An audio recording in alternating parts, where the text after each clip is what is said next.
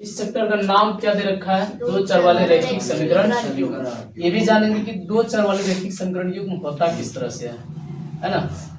दो चर वाले रैखिक समीकरण युग्म।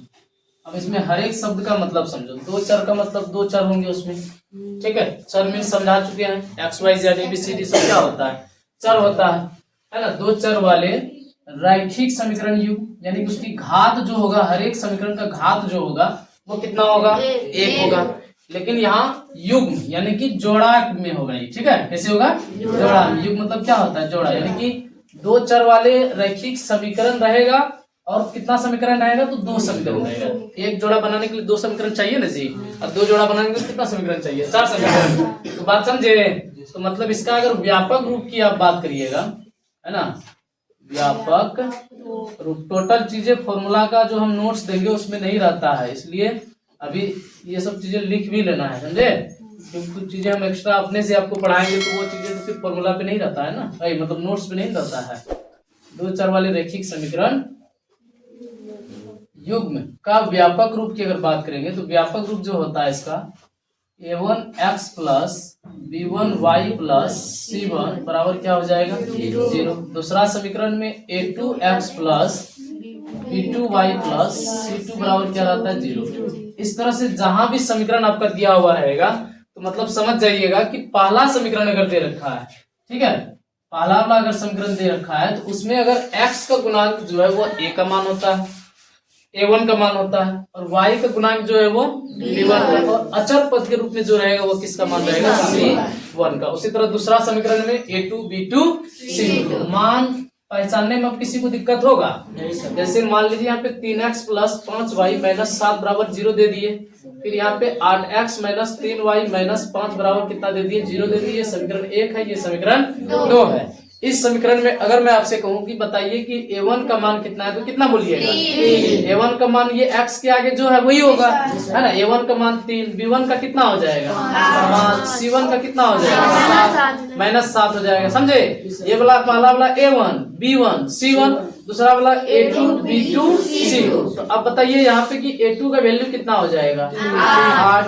अब b2 का वैल्यू कितना हो जाएगा? c2 का कितना हो जाएगा? -5। तो बात आई समझ में? मतलब आपका समीकरण के हिसाब से वहाँ a1 b1 c1 का मान की जरूरत पड़ेगा, आराम से आप निकाल सकते हैं। कब है अभी इसको क्या करते हैं, जो दिए थे उसको देख लो, पूछ लेंगे अभी। ये हो गया, व्यापक रूप समझ में आ गया। उसके बाद इसमें समीकरण के बीच जो है ना संबंध भी होता है कि दो समीकरण दिया हुआ है तो उसका अगर ग्राफ के बारे में बोलता है तो ग्राफ 3 तरह का बनता है। कितने तरह का? 3 तरह का। अगर आपको संपाती ग्राफ की बात करी जाए तो वह कैसे होगा संपाती? तो पहले हम लोग यहाँ देख लेते हैं कि यदि, या पहले प्रतिच्छेदी की चर्चा करते हैं। यदि a1 बट्टे a2 बराबर नहीं होता है b1 बट्टे b2, a1 बट्टे a2 बराबर नहीं होता है b1 बट्टे b2, तो इस स्थिति में जो होता है ग्राफ जो बनता है, ग्राफ प्रतिच्छेदी बनता है। प्रतिच्छेदी बनता है, ठीक है। प्रतिच्छेदी ग्राफ होता कैसे? जैसे एक लाइन अगर ऐसे गया है तो दूसरा इसको काटते हुए जाएगा, है ना। मतलब कहीं इस रेखा में किसी एक बिंदु पे कहीं भी जो है काट देगा तो वो कैसी मतलब ग्राफ कहलाएंगी? प्रतिच्छेदी ग्राफ कहलाएंगी, ठीक है। दूसरा इसका जो होता है, इसका एक और द्वितीय हल होता है। इसका एक और द्वितीय हल होता है, ठीक है। इसका एक और द्वितीय हल होता है। तीसरा इसका समीकरण युग्म जो अगर पूछेगा, इसका समीकरण युग्म क्या होता है? संगत होता है। और एक पॉइंट इसमें पूछता है कि ग्राफ आश्रित है या विरोधी है या अविरोधी है, इस तरह से अगर पूछेगा तो यहाँ पे लिखेंगे यह अविरोधी होता है। क्या होता है? अविरोधी होता है। ये भी याद रखना है, ठीक है। अगला पॉइंट,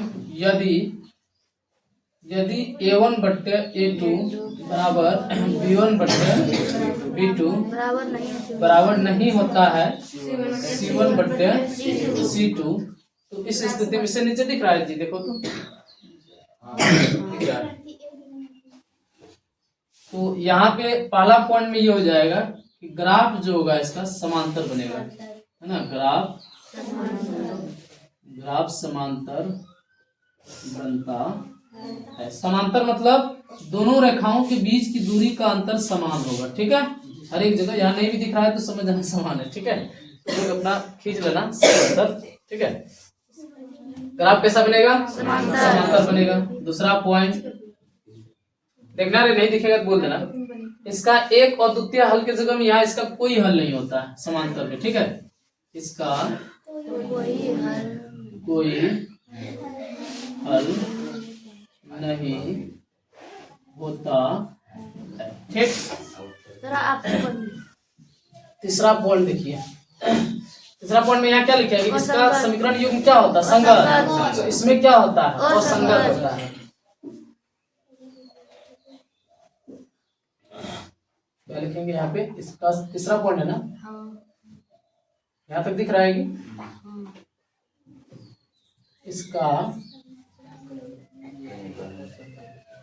इसका समीकरण युग्म क्या होता है?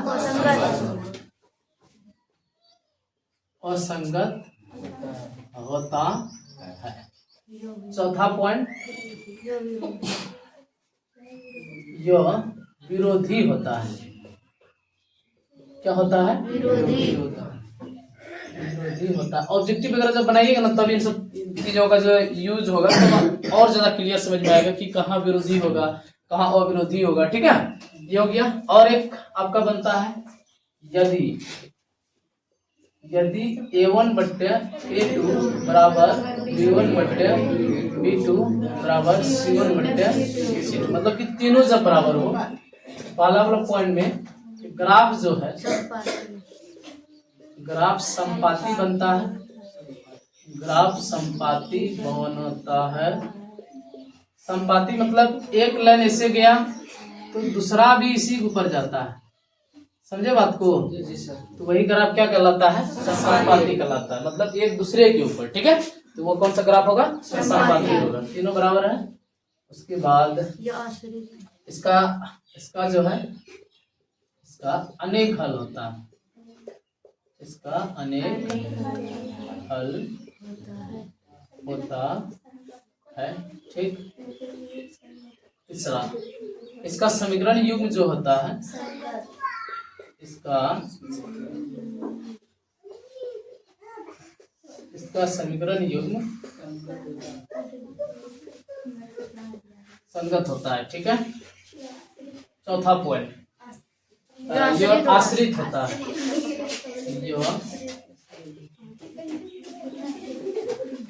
यह आश्रित होता है, ठीक है।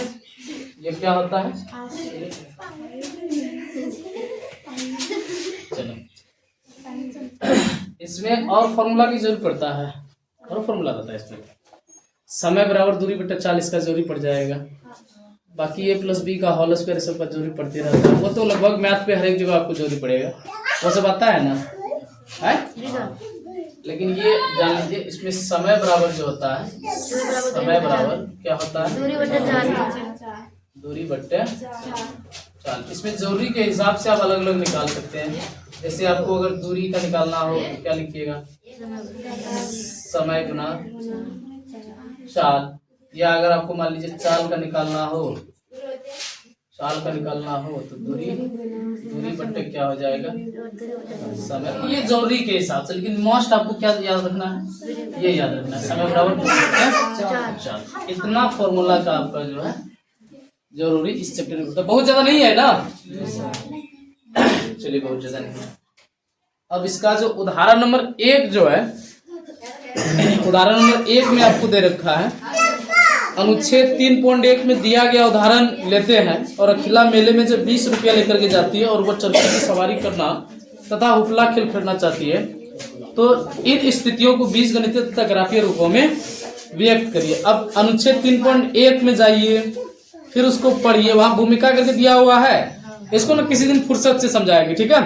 वो उदाहरण नंबर 2 देखिए, उदाहरण नंबर 2 यहाँ की चीजें वहां जाकर के पढ़ने बोल रहा है, झोल है थोड़ा, वैसे ये पूछता भी नहीं है। उदाहरण नंबर 2 में कह रहा है, रोमिला एक स्टेशनरी की दुकान में जो है दुकान में गई और 9 रुपये में पेंसिल, कितना है नौ क्या लिखा है, रुपया 9 में जो है 2 पेंसिल तथा 3 रबड़ खरीदी। और उसकी सहेली सोनाली ने रोमिला के पास नई तरह की पेंसिल और रबड़ देखी और उसने भी जो है 18 रुपये में उसी तरह के 4 पेंसिल और 6 रबड़ खरीदी। इन स्थितियों को जो बीजगणितीय तथा ग्राफीय रूपों में व्यक्त करिए। चलिए देखिए, जब भी इस तरह का सवाल आ जाए, इसमें कैसा कैसा सवाल आ सकता है आप लोगों का। अब यहाँ पे 9 टका में क्या क्या खरीदा है, 9 रुपया में जो है 2 पेंसिल तथा 3 रबड़ खरीदा है। इसी जगह आपको ये भी कह सकता है कि चलिए 150 रुपया में जो है 1 किलो सेब और 2 किलो या 3 किलो आम खरीदा या अंगूर खरीदा है। इस तरह से भी सवाल दे देगा, तो सारा सवाल इसी हिसाब से बनेगा। जिस तरीका से इसको बनाओगे ना, तो ये सब सवाल लगभग सवाल जैसे बॉल बल्ला बल्ला, ये सब सवाल जो आता है लगभग सवाल इसी टाइप से बनता है। इसको ध्यान से समझ जाइए, आगे फिर बहुत अच्छा समझ में आएगा। तो पहले हम लोग ये देखेंगे कि यहाँ खरीदा कितना चीज है। यहाँ पे जो है कितना चीज खरीदा, 2 चीज, रबर और पेंसिल। तो दोनों का हम लोग कीमत पहले मान लेंगे, ठीक है, कि कितना इसका एग्जैक्ट कीमत था। तो हम लोग मान लेंगे, माना कि एक पेंसिल की कीमत है ना, हल दे करके माना कि एक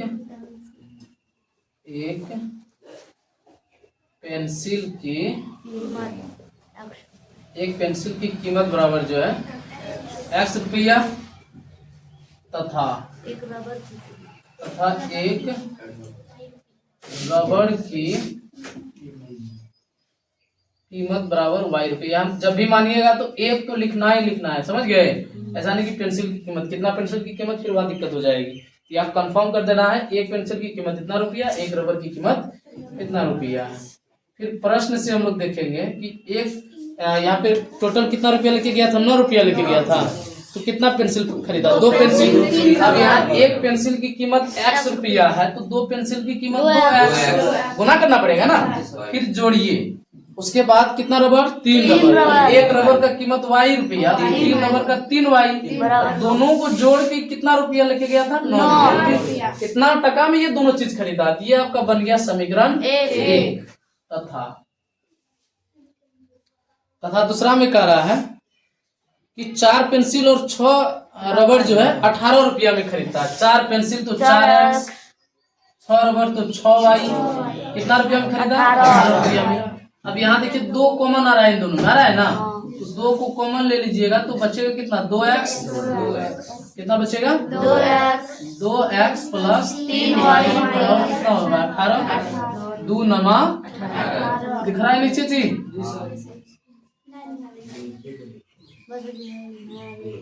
नहीं दिखाई दे रहा तो बात तुम लोग जानो, मुझे दिखाई नहीं दे रहा है, यहाँ तक दे रहा है, चलो ठीक है। तो ये आपका समीकरण कितना बन गया, 2 बन गया। तो बीजगणितीय रूप में ये हो गया सेट। पाला क्या करने बोलना था, बीजगणितीय तथा ग्राफीय रूप में, तो यही आपका बीजगणितीय रूप है। 2x यानी कि चर अचर के रूप में लिखना है, क्या है, बीजगणितीय का रूप है। तो ये आपका बीजगणितीय रूप हो गया। अब आपको ग्राफीय रूप में भी इसको व्यक्त करना है, तो अब लिखेंगे ग्राफीय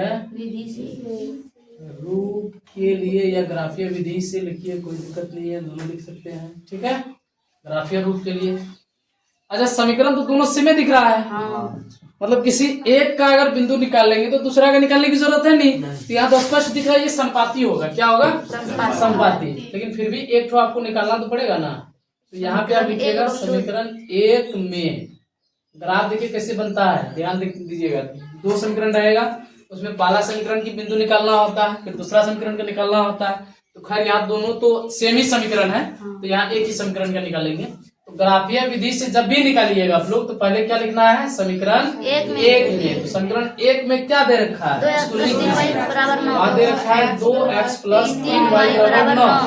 कितना दे दिया है, कितना दे दिया है ना।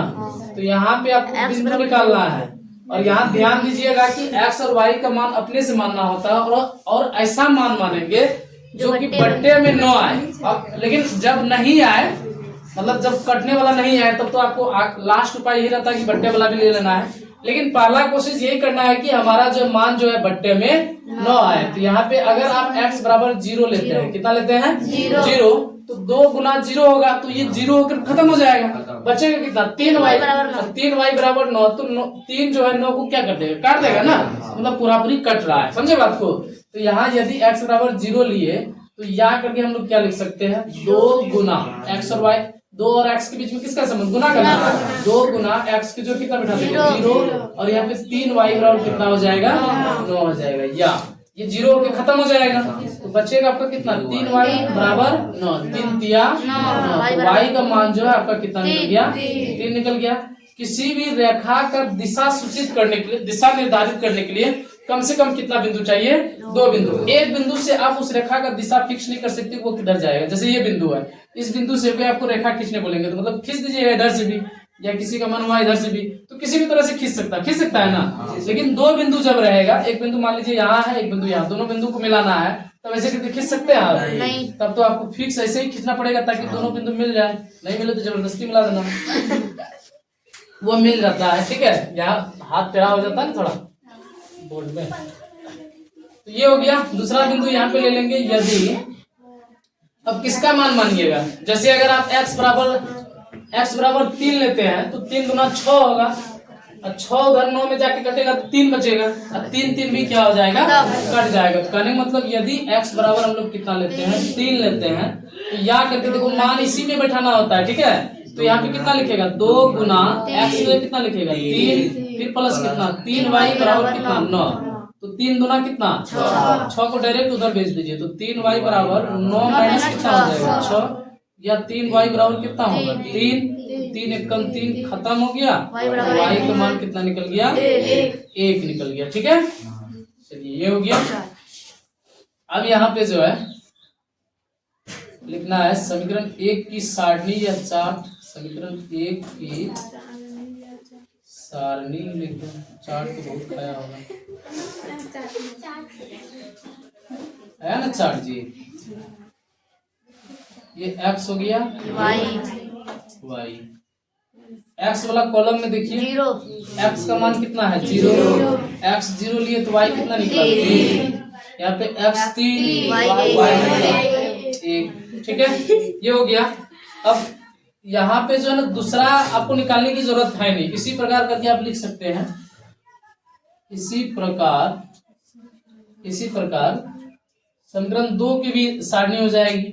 समीकरण 2 की सारणी, क्योंकि अलग मान तो है नहीं, इससे निकलेगा समीकरण 2 की सारणी। तो यहाँ क्या करें, उतार दो इसको खाली। यहाँ पे x है, यहाँ पे y है, तो यहाँ पे 0, यहाँ पे 3, यहाँ पे 3, यहाँ पे 1। अलग से निकाले क्यों नहीं, क्योंकि दोनों समीकरण सेम है। अब इसका ग्राफ देखो, यहाँ पे हम बना देते हैं ग्राफ। ध्यान से देखो, ये 5 नंबर में फिक्स रहता है, आपको पूछेगा, कोई डाउट नहीं, हर एक साल पूछता है और मेरे ख्याल से पूछते रहेगा। सिलेबस जब चेंज हो जाए तब नहीं पूछ सकता है, लेकिन जब तक नहीं चेंज होता तब तक तो पूछेगा ही ना।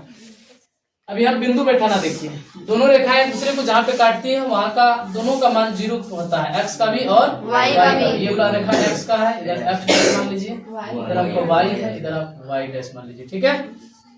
यहाँ पे दोनों क्या होता है 0, यहाँ पे 1 2 3, मैक्सिमम मान 3 तक गया है, तो आप 3 ही बिंदु खींच सकते हैं, कोई दिक्कत नहीं। खींचने के लिए बहुत खींच सकते हो, लेकिन मिनिमम तो आपको कितना खींचना है, 3 तो खींचना ही खींचना है, समझे। मिनिमम मतलब क्या, मिनिमम मतलब क्या, कम से कम इतना तो खींचना ही पड़ेगा, यही होता है मिनिमम। ये सब क्या रहता है, माइनस में।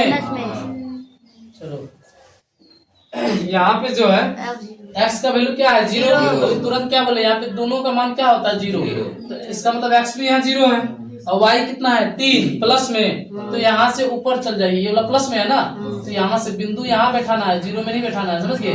क्योंकि इस लाइन में अगर कहीं भी हम आपको x का मान पूछे तो सब जगह x का मान क्या होगा 0। अगर मैं मान लो कि यहाँ पे पूछूं कि x का मान क्या है तो 0।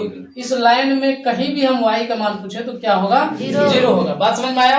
लेकिन इस लाइन से थोड़ा सा भी ऊपर नीचे हो जाओगे तो कुछ ना कुछ वैल्यू होगा। जैसे यहाँ y के थोड़ा सा भी इधर आओगे तो x का कुछ ना कुछ मान हो जाएगा, या इधर जाओगे तो कुछ ना कुछ मान हो जाएगा। लेकिन अगर लाइन पे ही रहोगे, अगर x का लाइन में है तो y का मान 0, और y का लाइन में है तो x का मान 0। आप लोग उस दिन अगर लाइव क्लास में जुड़े होंगे तो निर्देशांक ज्यामिति में बताए थे कि x अक्ष का जो निर्देशांक होता है उसमें y का मान 0 होता है। क्या जी x का 0 होता है ना, और y अक्ष का जो निर्देशांक होता है उसमें x का मान 0, यानी कि 0 का मान क्या होता है y। सेम वही कॉन्सेप्ट यहाँ भी अप्लाई होती है। तो x बराबर कितना है 0, y बराबर 3, ये हो गया। x बराबर कितना है 3, y बराबर कितना 1, x बराबर 3 और y बराबर 1। तो 1 ऊपर जाइएगा ना प्लस में, 1 के सामने और 3 के सामने, ये वाला बिंदु यहाँ पे आ रहा है ना, 1 के सामने 3 के सामने हो गया ना।